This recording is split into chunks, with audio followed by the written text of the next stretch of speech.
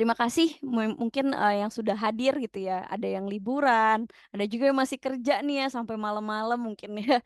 Mmm, untuk sesi kelima ini mungkin untuk, UTS kita akan membahas tentang customer experience. Jadi, sebenarnya kalau experience kalian tuh seperti apa sih gitu ya. Mungkin kita bisa lihat, eee, pengalaman kalian selama di kampus tuh seperti apa gitu ya. Kadang kan ada yang, "Kamu niat kuliah tuh untuk apa sih?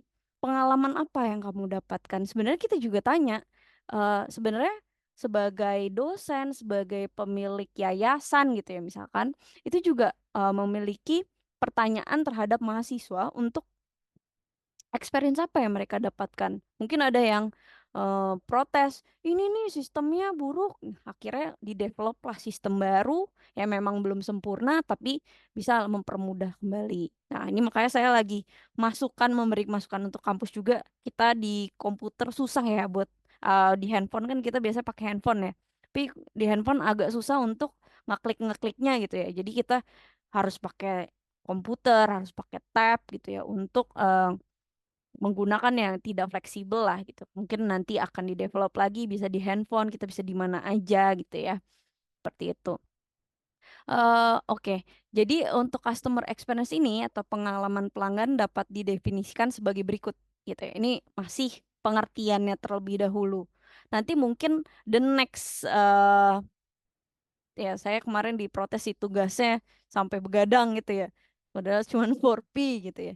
Tapi, sebenarnya, untuk kita mendapatkan experience tertentu dengan produk tersebut gitu ya, kita bisa tanyakan kepada pengguna, misalkan, saya pengguna Apple atau saya pengguna Samsung gitu ya, sebagai orang yang banyak handphone gitu. Mungkin juga saya, eee menggunakan produk Aqua untuk air minum gitu atau yang lainnya. Nah, kita bisa tanyakan ke teman kita, ke orang tua kita ya.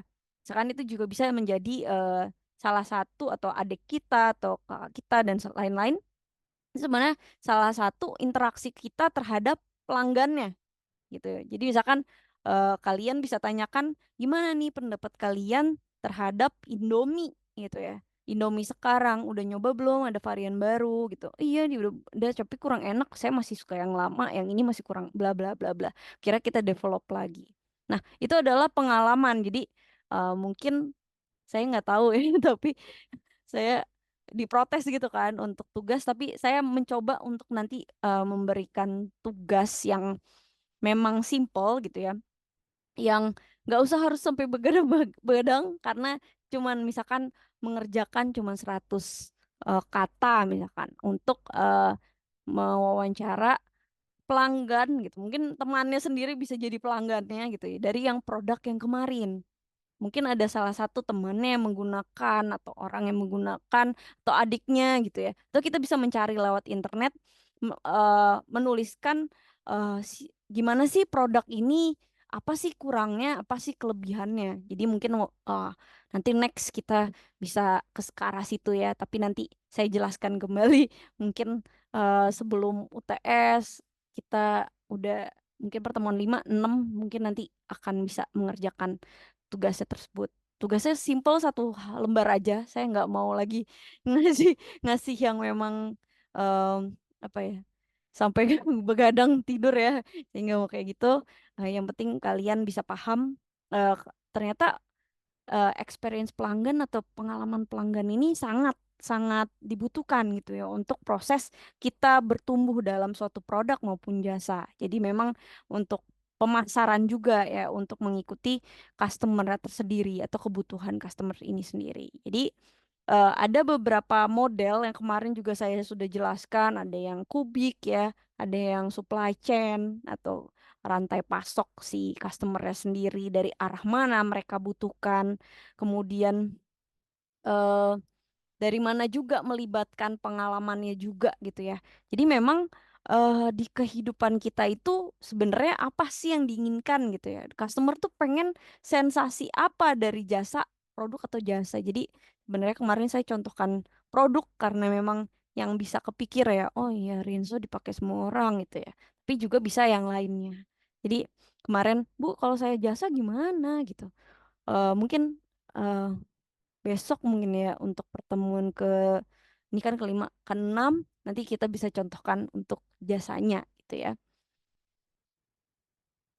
Nah, kemudian jasa sebenarnya juga masuk ke dalam produk ya. Contohnya kayak mobil aja kita sudah jual produk tapi kita juga jual jasa servisnya. Jadi kita jual produk misalnya kita beli oli tapi kita gratis jasa eh, penggantian oli gitu. Itu contohnya adalah sesuatu yang memang customer, oh kita beli ini padahal sebenarnya di dalam oli itu kita bayar orang dan di dalam situ sebenarnya ada biaya juga untuk pergantiannya gitu. Makanya kalau online biasanya lebih murah karena ganti sendiri kalau oli ya. Itu ada contohnya. Nah, nanti mungkin kita akan nonton salah satu YouTube mungkin yang buat saya em, apa ya? Bagus lah gitu untuk ditonton, tapi nggak semuanya saya share.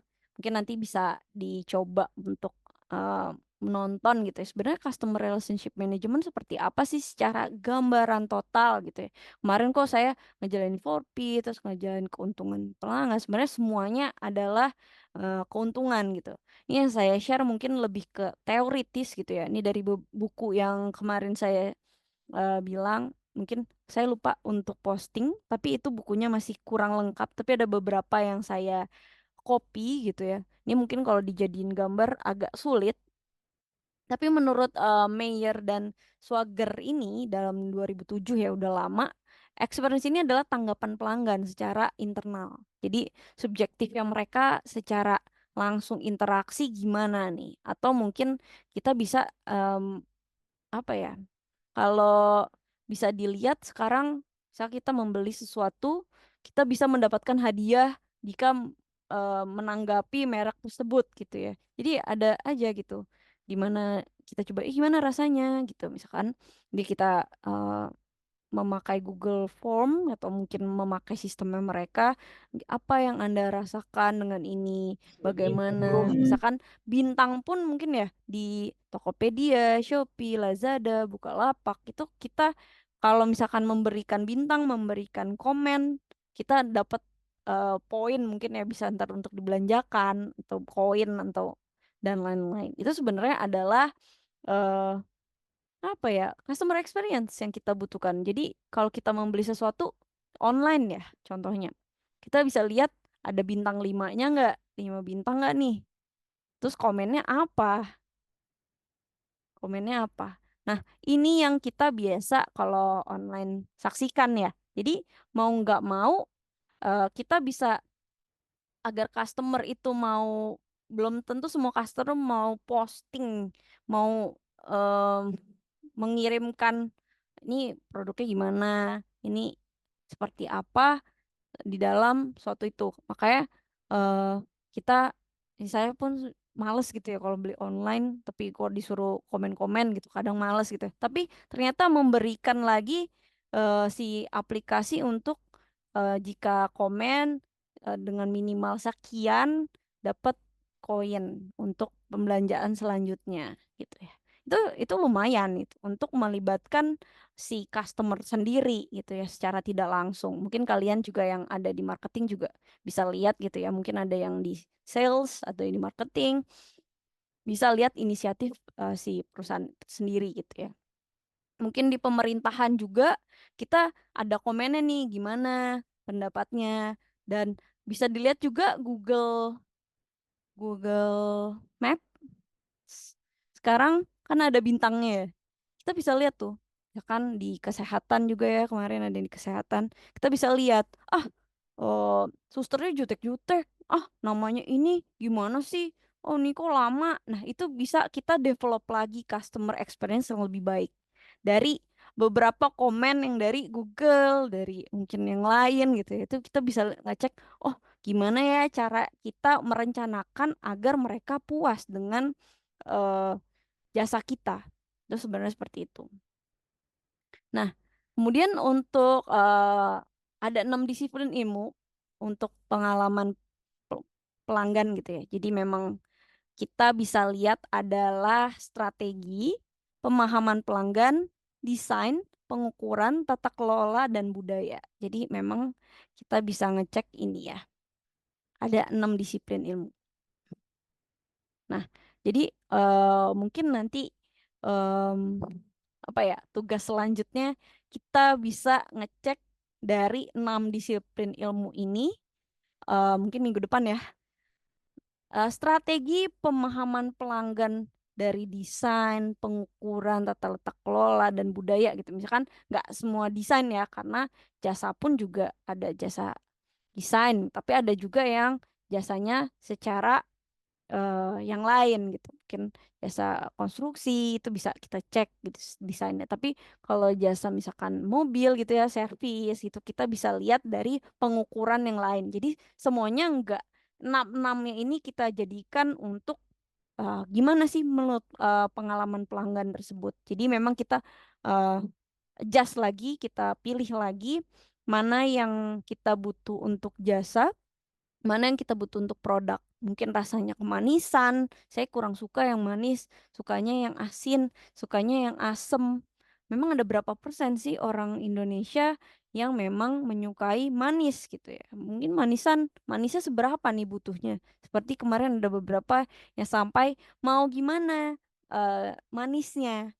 Oh, yang normal, yang sangat manis, atau mungkin yang sedang malah yang low sugar, atau mungkin yang nggak ada sugarnya. Jadi kita bisa tanyakan lagi. Nah, itu ada yang memang protes ya sampai di internet juga untuk seperti itu. Jadi memang konsumen itu berbeda-beda. Jadi kita mesti adjust kembali untuk sebenarnya konsumen ini seperti apa, biar mereka loyal pada produk kita atau jasa kita. Nah, itu didorong lagi dari perusahaan yang terus-menerus atau kita bisa dibilang continuous improvement. Oh, ya susah nih tulisannya. Improvement. Sorry, sorry.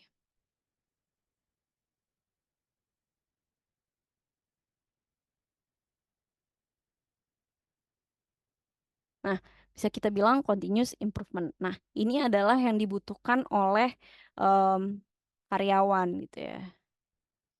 Sorry, sorry. Untuk jadi nggak cuman perusahaan doang nih yang mikirin atasannya aja, tapi untuk karyawannya juga, untuk semuanya kita butuh loyalitas mereka. Gimana caranya? Ya kita bisa continuous improvement. Mungkin kita nggak cuman untuk pelanggan doang kok, tapi kita juga butuh karyawan kita bisa stay lama. Mungkin kalau yang mau jadi pengusaha nanti next ya, kita juga mesti lihat keinginan si karyawan kita seperti apa. Karena karyawan kita juga termasuk dengan stakeholdersnya, termasuk mereka yang menjalankan suatu penjualan jasa maupun produk. Karena kita juga harus lihat nih improvementnya mereka seperti apa. Kira-kira apa yang kita mesti improve? Mungkin di sini di Google ya tadi, misalkan kita lihat contohnya kemarin rumah sakit atau di mall, mallnya jorok, toiletnya jorok nih, gimana sih? Berarti kita harus continuous improvement, improvement untuk si OB-nya nih. Kamu kalau kayak gini jangan kayak gini, gitu ya. Atau mungkin dengan rumah sakit, mungkin kita bisa memakai sistemnya just in time.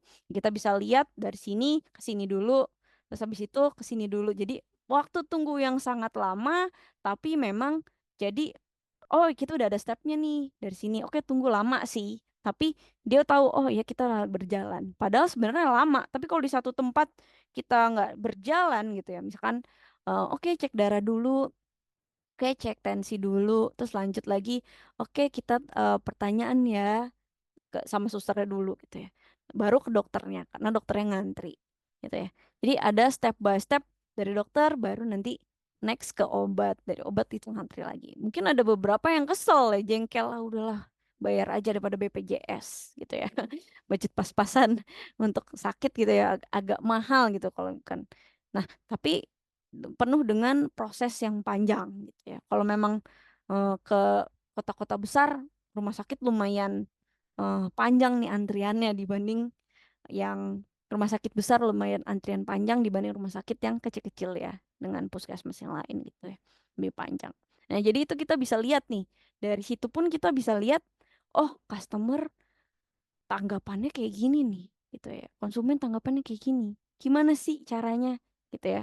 Kita bisa em, lihat secara sederhana gitu proses strategi implementasi dari suatu perusahaan itu. Jadi gimana sih untuk si customer ini pengalamannya sangat baik untuk produk dan layanannya. Mungkin puas secara harga, puas secara rasa atau misalkan makanan ya, puas secara experience-nya mereka kalau memang jasa dan itu membuat mereka loyal gitu ya.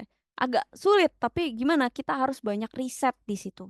Jadi memang kalau customer relationship management tuh banyaknya lebih ke riset-riset, kita tanyakan banyak, makanya kalau di rumah sakit atau di mana ya di pemerintahan atau mungkin di beberapa layanan atau produk yang ini pasti bekerja juga kan. Nah, kita bisa lihat ada namanya kuesioner untuk si customernya. Gimana menurut Anda? Untuk pengalaman kita nomornya berapa? Apa yang harus di improve dari suatu jasa atau produk kita? Gitu. Jadi memang sebenarnya banyaknya lebih ke riset untuk si customer relationship management ini gitu. Oke, oh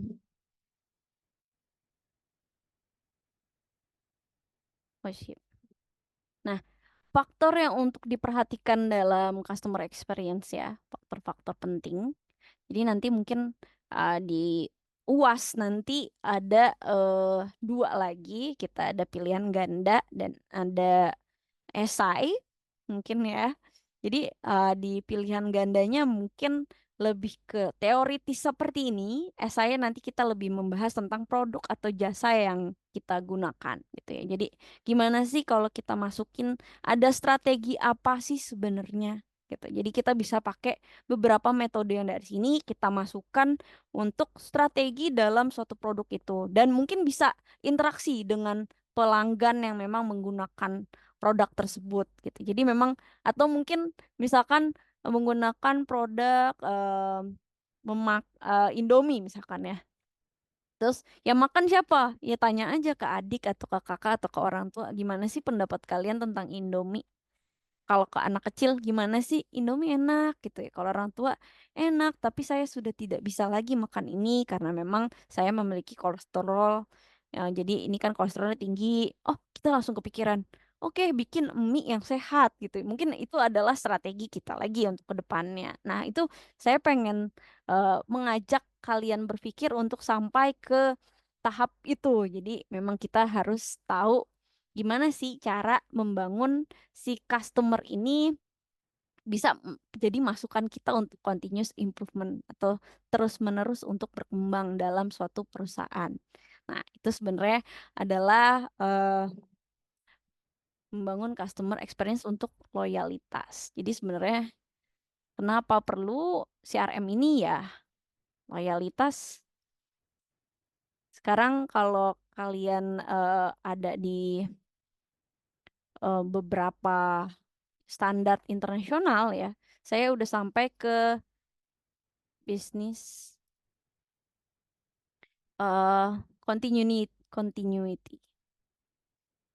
Jadi aduh tulisan saya jelek ya. Udah sampai ke bisnis continuity. Jadi udah sampai kemana nih kira-kira bisnis kita 2 tahun kemudian, 3 tahun kemudian gitu ya. Apalagi sih yang kita harus lakukan agar customer ini loyal gitu, agar customer ini mau terus menerus gitu ya, agar kita bisa untung gitu ya. Sebenarnya memang banyaknya sekarang kayak contohnya Bata, sepatu Bata ya, banyak yang sudah menutup produknya. Padahal sebenarnya mereka masih merugi jadinya, merugi di Indonesia. Tapi di India mereka untung triliunan gitu. Kenapa? Alasannya apa? Nah, mungkin ada yang harus mereka adjust nih, tapi mereka caranya mungkin ada strategi khusus yaitu mengurangkan tenaga kerja dulu, terus mereka udah mulai untuk ke online. Mungkin seperti itu. Nah, kalian juga bisa lihat dari strategi-strategi yang ada di suatu perusahaan, mungkin perusahaan kalian yang sedang saat bekerja, atau mungkin perusahaan kalian sendiri, atau bisnis kalian sendiri, atau maupun di pemerintahan ya. Sebenarnya pemerintahan tuh udah sampai mana sih jasanya? Kan kita lebih ke jasa ya. Ada beberapa memang kalau BUMN lebih ke profit untuk si memutar uang negara gitu ya. Tapi kalau memang di pemerintahan kan lebih kepada jasa untuk gimana cara membangun negara ini. Jadi gimana cara untuk memberikan eh, rakyat eh, apa ya, puas dengan pemerintahan saat ini. Nah, itu juga sebenarnya strategi-strategi itu juga mampu bisa kita coba lihat sendiri gitu. Nah, dari sinilah kita bisa ngecek gitu ya. Gimana sih accessibility-nya atau kemudahan untuk melakukan dan mengakses produk atau jasa. Jadi atau layanan ya, atau jasa. Nah, gimana sih caranya? Mungkin kalau di Papua gitu ya contohnya. Mungkin untuk beras susah nih ditanam. Banyak kan makannya adalah makan sagu gitu ya. Karena memang di sana tinggal potong tanamannya, di sana banyak hutan sagu gitu ya. Misalkan seperti itu. Nah, untuk sampai ke tahap sana pengirimannya sangat mahal, mungkin akses produk untuk Indomie juga sangat mahal gitu ya. Dan itu juga gimana cara memudahkannya? Yaitu pembangunan jalan-jalan raya atau mungkin pembangunan transportasi yang mudah untuk kita akses produk dan layanan kita bisa sampai sana. PLN pun juga masih banyak ya, ada beberapa yang belum masuk ke sana gitu, masih negara terpencil. Mungkin di sana juga sering mati lampu ya. Saya dengar di Ambon pun juga sering mati lampu. Nah, mungkin itu juga bisa untuk PLN. Gimana sih caranya mengakses layanan yang lebih lagi nih? Gimana caranya?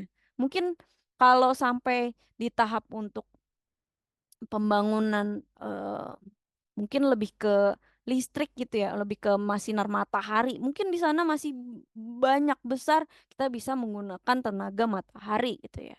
Mungkin juga ini kita mesti pikirkan lagi gimana cara untuk eh, si customer ini bisa mendapatkan produk dan layanan dengan puas gitu. Tapi kan namanya PLN kita cuman satu-satunya ya, jadi nggak ada kita bisa moving gitu. Mungkin kalau Pertamina udah ada Shell, udah ada beberapa perusahaan lain gitu ya yang bisa kita akses produknya. Nah, itu juga termasuk dalam suatu yang kita lihat nih faktor pentingnya. Nah, kemudian adanya kompetens. Nah, kompetensi yang mampu diberikan oleh perusahaan. Jadi memang sebenarnya jujur saya pakai Telkomsel gitu ya misalnya. Tapi sering banget nih nggak ada sinyal gitu. Nah, itu pada punya negara kan gitu ya, ada beberapa. Tapi ya akhirnya ya kita bisa lihat lagi nih kemampuan si perusahaannya gimana nih. Ternyata memang ada beberapa, oh udah ada routernya dan lain-lain. Jadi memang kita lihat lagi kemampuan perusahaannya seperti apa gitu. Kalau negara sih insya Allah biasanya bisa di-develop ya karena memang dananya besar. Tapi kalau untuk swasta mungkin banyak juga yang gulung tikar karena memang kemampuannya masih belum sampai sana gitu. Nah, ada juga customer recognition atau perasaannya atau pengetahuannya yang dirasakan konsumen eh, kenal nggak sih sama perusahaan atau produk atau jasa yang kita berikan gitu ya. Jadi sebenarnya gini, kayak branding nih, branding. Gimana sih eh bangga nggak sih anak Gen Z sekarang gitu ya menggunakan teknologi yang canggih, dia bawa kemana-mana, padahal sebenarnya ada kegunaannya gitu ya. Ada kegunaan tapi dia lebih maunya yang keinginannya dia gitu. Misalkan contohnya brandingnya dia seperti kemarin aja cogil-cogil gitu ya, cowok gila gitu ya. Nah, itu bisa lihat brandingnya mereka tuh kayak, oke kalau cewek pakai Samsung, cabe-cabean lah atau apa. Nah, itu juga em, perasaannya dia terhadap perusahaannya tersendiri. Nah, itu adalah branding si customer recognition ini. Jadi, kita bisa lihat perasaan yang dirasakan atau pengetahuan atau pengenalan lah recognition dengan perusahaan tersebut. Jadi memang eh, kita bisa perhatikan ini gitu ya dalam customer experience. Nah, kemudian helpfulness. Nah, kemudian kemudahan yang dirasakan. Produknya gampang nggak gampang nggak bisa kita dapatkan? Misalkan contohnya sunlight ya. Tadinya sunlight harus 1 liter. Sekarang sunlight cuman butuh yang kecil-kecil aja kita bisa untuk beli di warung-warung terdekat. gitu. Jadi memang oh udah gampang nih udah sampai ke warung terdekat gitu ya. Kalau biasanya sekarang terkenal warung-warung Madura karena 24 jam gitu. Nah, itu bisa dirasakan. Oh, bantuannya gampang nih ya. Atau mungkin warteg sekitarnya ya, warung Tegal. Nah, itu udah mulai ada franchise gitu ya. Nah, rasakan juga gimana nih? Oh, membantu sekali. Saya nggak bisa masak, tapi saya beli lauk aja murah nih gitu. Jadi mungkin helpfulness juga nih untuk jasa atau produk atau mungkin jasanya jasa masak gitu ya. Nah, kita bisa lihat sendiri. Kemudian personalization atau perasaan yang nyaman gitu ya. Atau kita bisa lihat konsumen ini ada perlakuan apa sih dari fasilitas yang diberikan oleh perusahaan. Jadi memang lebih ke situ gitu. Dan ada problem solving. Jadi memang misalkan ada permasalahan terkait pelanggan, contohnya kemarin ya, rokok. Rokok sebenarnya ada yang meninggal minta ganti rugi, padahal di situ sudah terkait ada gambar, misalkan ada yang kena kanker, ada yang serangan jantung, ada yang terkena lain, tapi eh, tetap dihisap gitu rokok tersebut. Nah, itu kita udah kasih tahu nih ke pelanggan, kita udah open. Nih udah ada loh, nih masalahnya nih, kamu masih mau beli ya silahkan, bukan tanggung jawab perusahaan lagi. Atau mungkin ada problem solvingnya lagi, misalkan eh, misalkan contohnya Indomie ya, saya contohin makanan aja deh biar gampang ya. Indomie misalkan ada masalah, dia itu ada suatu kadar yang memang tidak diperbolehkan gitu di luar negeri, tapi dijual di luar negeri. Tapi di Indonesia masih boleh kadarnya. Gimana nih bisa menyebabkan kanker kah atau apa? Nah, itu ada terkait masalah tersebut yang harus diselesaikan. Nah, akhirnya kayak open, nih kita udah BP POM, kekurangannya ini kalau di Indonesia masih standarnya gini, tapi jangan banyak-banyak makannya juga setiap hari makan Indomie gitu ya. Nah, itu juga bisa di problem solvingkan dan dipenjelaskan oleh jika ada masalah terkait pelanggan atau mungkin pelanggan marah-marah gitu ya. Kemudian ada eh, promise fulfillment. Jadi ada perasaan yang dirasakan oleh konsumen sendiri. Jadi janji dari perusahaan, misalkan, kalau nanti mau beli ini nanti beli dua gratis satu. Nah, ini harus dilaksanakan ya. Atau mungkin ada diskon nih untuk pembelian kedua dan ketiga. Gitu. Misalkan contohnya seperti itu. Nah, kemudian ada value for time. Jadi ada waktu kita beli gampang, terus kemudian gampang dapatnya, gampang didapatnya, mudah dan nilainya sangat tinggi gitu untuk yang dihargai dengan si konsumen ini ya. Jadi memang ada beberapa misalkan contoh kita nggak masak gitu ya, tapi kita beli. Nah, jasanya dia untuk memasak, jualan masakan gitu ya. Nah, itu kita menghargai sekali waktu dari konsumen. Gitu. Misalkan kita nunggu masakan kok lama banget ya. Oh, bilangnya 5 menit. Tapi kalau lebih dari 5 menit kita kasih gratis makanan apa gitu. Misalkan di McD seperti itu ya. Ada beberapa perusahaan. Nah, itu seperti itu. Nah, nanti kalau keluar masuk lagi ya. Tapi nggak apa-apa. Bentar lagi mau mati. Kita sambil di sana masih kerja nih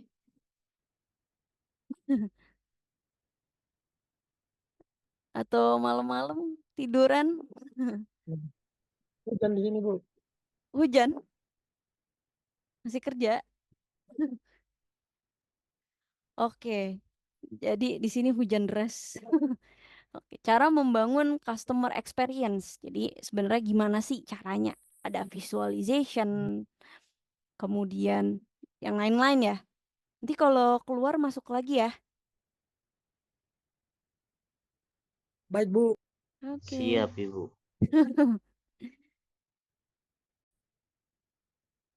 Oke, selanjutnya cara membangun customer experience tersendiri. Jadi memang eh, kita kalau di dunia retail ya, mungkin kalau bisa dilihat di dunia retail atau perusahaan-perusahaan yang memang di dunia produk gitu ya, memang lebih mudah untuk memberikan eh, visual gitu atau kita bisa melihat caranya yaitu contohnya kayak di Alfa Indomaret atau supermarket-supermarket ya.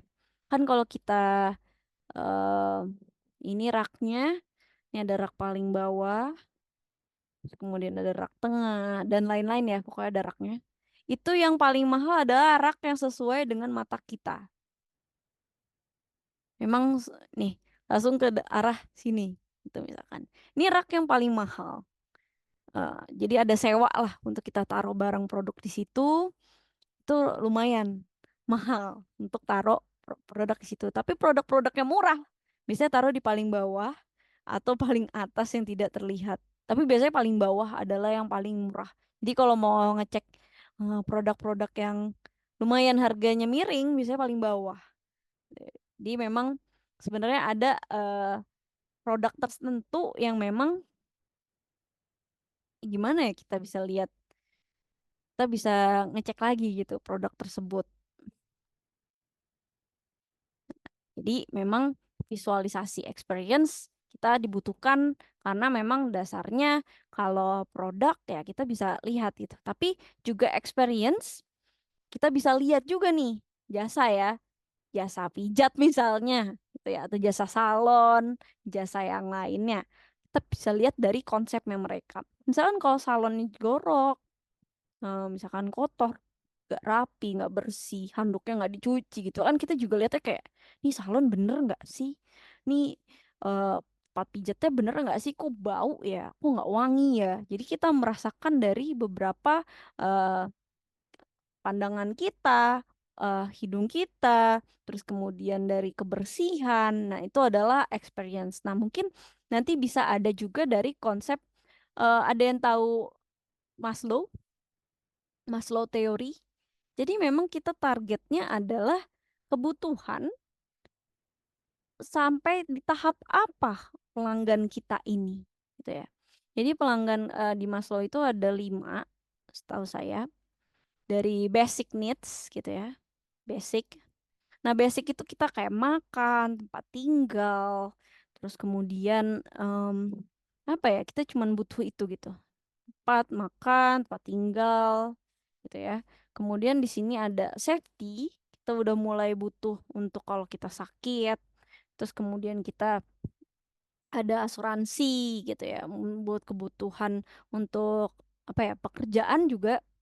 Saya aja apa ya, kalau misalnya itu ada safety-nya, misalkan kita kalau sekarang kan kalau di sini udah wajib BPJS ya. Tapi mungkin kalau saya sakitnya lebih ada BPJS yang tidak mengcover gitu misalkan. Tapi saya punya asuransi swasta, misalnya seperti itu. Itu udah masuk ke dalam tahap next lagi. Kita butuh BPJS, dan kita butuh tambahan asuransi, kita butuh ada asuransi lagi nih kalau buat kalau amit-amit kebakaran, amit-amit kalau ada banjir bandang, amit-amit kalau ada gempa bumi dan lain-lain gitu ya. Itu ada masuknya safety. Nah, kemudian ada masuknya sosial. Nah, ini suka kadang sosial ini jadi kita udah wah, bedanya dari luar negeri dan Indonesia ya. Jadi kalau kita ini padahal basicnya belum tercukupi, tapi kita udah bersosialisasi gitu ya. Maksudnya kita sudah bergaul, terus kita punya apa, misalkan anggapnya adalah padahal kita masih belum sanggup nih untuk bayar cicilan motor, tapi kita beli motor dengan cicilan, kemudian kita pengen ikut sosial, ikut beberapa misalkan motor atau klub mobil gitu ya. Jadi sebenarnya Indonesia kadang suka kebalik, ada ibu-ibu misalkan ikut klub atau ikut arisan dulu, padahal basicnya masih belum tercukupi, makannya masih atau rumahnya belum ada gitu. Jadi kadang suka kebalik-balik. Tapi ini adalah yang normalnya ya. Jadi habis safety kita mungkin udah mulai ke sosialita gitu ya, udah mulai ketemu dengan yang lain, kita udah mulai pergi jalan-jalan bersama dan lain-lain. Kemudian adanya eh, sini actualization, di sini udah mulai seperti apa ya, eh need, membutuhkan apa ya, dihormati gitu ya, kayak eh needed knowledge lah istilahnya, knowledge. kebutuhan untuk pengetahuan yang lebih, kebutuhan untuk eh, kepercayaan diri yang kuat gitu ya. Gimana caranya? Oh, contohnya, oh saya sudah haji nih, bangga nih saya sudah haji, misalnya seperti itu. Itu adalah kebutuhan lagi the next lagi nih, bahwa itu adalah haji kan jika mampu ya, kalau misalkan di Muslim gitu ya. Tapi dia butuh nih pengen oh iya saya kan seorang haji, atau mungkin saya kan adalah direksi, saya kan adalah ini. Jadi di situ adalah next level lagi, bahwa mereka adalah something gitu ya, ada seseorang. Kemudian terakhir adalah actualization. Actualization itu di mana si udah mulai ke ranah untuk agamis gitu ya. Jadi kita udah ingat Tuhan, biasanya udah amal, kemudian udah berbaik dengan orang lain, berbagi. Jadi memang udah ada tingkatannya tersendiri. Tapi kalau di Indonesia suka kebalik-balik ya. Kadang juga di agama juga kadang memang diwajibkan, ada beberapa di agama Islam pun juga seperti itu, ada untuk berbagi dengan yang lain, dan agama lain juga seperti itu. Jadi memang di Maslow ini menurut luar negeri seperti ini, tapi kondisinya ada beberapa di Indonesia yang memang terbalik itunya dalam segi piramidanya. Jadi memang experience yang dibutuhkan sama pelanggan ini udah sampai tahap mana. Contoh, misalkan kalau kita di eh, apa ya, di kalangan eh, orang yang lumayan atau mungkin old money gitu ya, udah orang kaya lama gitu ya. Kita bisa lihat dia pengennya tahap untuk experience mereka udah tahap di mana nih. Contohnya sekarang ada hotel bintang 7 gitu ya. Bintang 5 aja udah dulu ada paling bagus, sekarang ada bintang 7 gitu. Apa sih bedanya? Nah, itu ada experience-experience yang ditemukan lagi nih dari target suatu perusahaan. Jadi memang semakin tinggi pula kalau memang mereka eh, pengalamannya semakin tinggi juga, yang memang dibutuhkan dari experience mereka gitu. Kemudian ada menerjemahkan visi, ya, mendesainkan peta experience serta melatih karyawan. Jadi memang ya udah bekerja juga kan ya, rata-rata kita juga bisa lihat pelanggan ini kalau membangun bisnis kafe contohnya, atau membangun yang jasa lah ya, atau produk, kan kita bisa lihat ya karyawan kita gimana nih.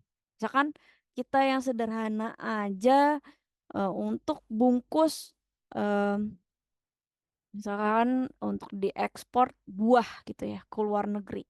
Itu kan harus bungkusnya bagus, buahnya harus yang sangat-sangat bagus gitu. Beda dengan mungkin kita ya di Indonesia, buahnya ya ya udahlah yang normal-normal aja. Mungkin kalau diekspor memang butuhan ekspor lebih butuh yang tidak ada cacat dan lain-lain. Itu juga karyawannya juga dikasih pelatihan untuk tersebut. Jadi memang kita ada pelatihan untuk karyawan maupun produk maupun jasa ya. Jasa juga kan jasa salon, kita punya pelatihan potong rambut dan lain-lain. Jadi memang sebenarnya udah masuk pembangunan ini gimana sih membangun karyawan tersebut.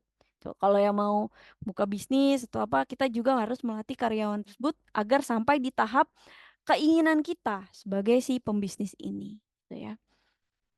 Atau mungkin kita sebagai karyawan pun kita juga kayak, oh ya dia kan pengennya kayak gini ya, kita kerjainnya di tahap ini nih, harus di atas kemampuan kita dibanding si bos maunya kayak gini gitu. Jadi kita ngikutin kemauan tahap target dari si owner ataupun si bos tersebut gitu.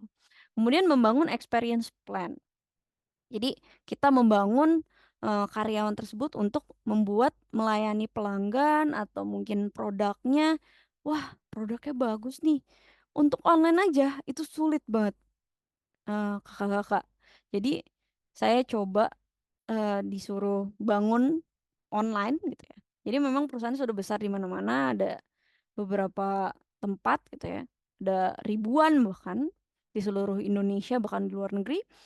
eh tapi dia itu masih belum join ke online. Di online masih banyak yang KW gitu ya istilahnya. Jadi mereka gimana nih cara agar produk kita tidak dijadikan KW nih. Oh, kita punya undang-undang. Kemudian kita ada kerja sama-sama online agar produk tersebut tidak dijual kalau misalkan palsu. Ada memang number produknya yang memang bisa dicek ini asli apa enggak dengan kode-kode tertentu. Jadi memang bisa dilihat ada beberapa yang tidak bisa dibeli dan di copy sama orang lain. Gitu, seperti itu. Tapi agak susah. Memang ada beberapa sistem tertentu. Sampai oli aja tuh ada yang KW-in. Gitu. Jadi memang kita harus ngecek kembali gitu. Jadi gimana sih cara customer experience? Jadi kan kalau misalkan mereka beli oli, misalkan contoh ya kita penggunaan oli, sorry.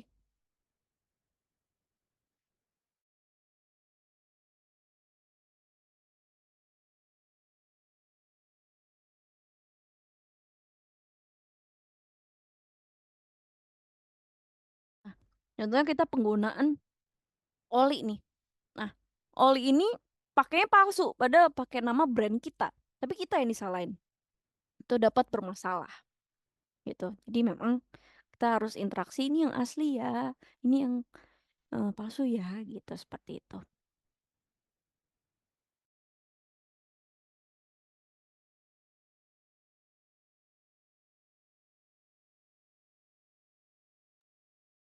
Kemudian kita mengukur customer delight.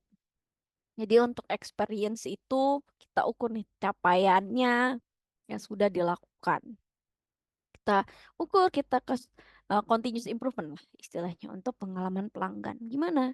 Jadi nanti kita coba ya untuk pengalaman pelanggan ini nanti kalian kemarin pakai produk apa? Bisa tanyakan ke salah satu pelanggan atau teman atau keluarga atau apa yang menggunakan produk tersebut. Gimana pengalaman kamu tentang ini? Produk tersebut.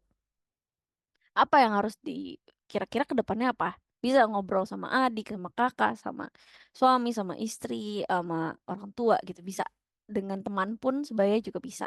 Atau teman kuliah juga saling eh, pergantian pengalaman dari produk atau jasa yang digunakan. Jadi bisa saling bertanya kira-kira apa yang perlu dibangun lagi nih dari ini produk. Pengalaman apa yang mereka sudah dapatkan. Kira-kira kenapa mereka mau membeli produk atau menggunakan jasa ini gitu. Jadi mungkin nanti bisa kita coba ya. Jadi kita review dari beberapa pendapat dari produk yang kalian kemarin pilih gitu ya untuk tugas. Nanti bisa lanjut dari tugas kedua. eh, Kenapa sih mereka mau produk ini? Alasannya apa? Kira-kira developnya apa lagi sih yang kurang gitu? Atau cuman gini doang jadi males saya upgrade atau males saya beli lagi karena harganya mahal dan lain-lain. Jadi memang kita harus masuk tampungan dari customer-customer atau produk tersebut. Tuh. Kemudian ada 10 entitas yang dapat dipasarkan. Jadi dari barang, service, dan experience gitu ya. Jadi memang kita nggak cuma jual barang, produk ya, atau barang. Kita nggak cuma jual service atau jasa, kita juga jual pengalaman, kita juga jual event acara khusus ya. Contohnya memang mungkin nonton konser gitu ya. Terus acara terkait ke bersejarah, mungkin kita ke eh, olimpiade, ulang tahun, pameran, pementasan seni dan lain-lain. Nah, jadi untuk ada yang dapat dipasarkan satu barang, pasti kalian udah tahu dong. Mungkin produk, mungkin makanan, itu masuknya barang. Nah, kemudian kita masuk ke servis jasa. Jadi jasa mungkin tukang cukur tadi ya, hotel, salon, terus kemudian penyewaan mobil dan lain-lain. Ada konsultan juga. Kemudian pengalaman. Jadi mungkin kita bisa ke Dufan ya. Kita lihat ini adalah pengalaman experience dari menggabungkan jasa dan barang. Mungkin dia juga jual produk, dia juga jual experience kita, jasanya mereka. Terus di mana untuk mengunjungi mungkin rumah boneka, taman boneka, terus mungkin ke laut, ada bajak laut, ada kapal bajak lautnya, otak-atik dan lain-lain. Itu termasuk dengan pengalaman. Dan ada event khusus atau acara khusus. Jadi memang dipromosikan kira-kira saya mau ulang tahun nih di kafe ini gitu atau saya mau panggil Taylor Swift di ulang tahun saya, mimpi kayak gitu. Tapi ya mungkin seperti itulah yang bisa dijadikan untuk dapat dipasarkan. Jujur, ada beberapa lagi. Nah, ada juga, aduh, kalau pemasaran orang agak sulit nih, tapi termasuk juga 10 entitas yang dapat dipasarkan ya. Nomor limanya adalah orang. Jadi memang sebenarnya selebritis, mungkin apa ya, artis, penyanyi, kemudian em, apa ya, selebgram ya, konten creator. Nah, itu sebagian memiliki bisnis dengan mereka sendiri, menjual mereka, menjual artis, gitu ya, menjual orang ini, orang yang terkenal ini, gitu ya. Untuk seperti contohnya Bowo, Bowo TikTok yang piu piu piu ya. Nah, itu tuh bisa termasuk juga adalah yang dipasarkan. Iya, siapa yang mau meet and greet dengan Bowo gitu ya, misalkan seperti itu. Itu adalah contoh dari pemasaran untuk bisnis orang tersebut. Jadi memang bagian seperti itu. Kemudian ada tempat. Contohnya ada wilayah-wilayah tertentu yang memang untuk dipasarkan.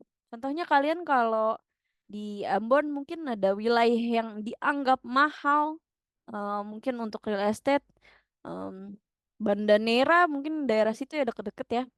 Nah itu termasuk dengan pemasaran yang mencakup untuk pengembangan ekonomi wilayah setempat.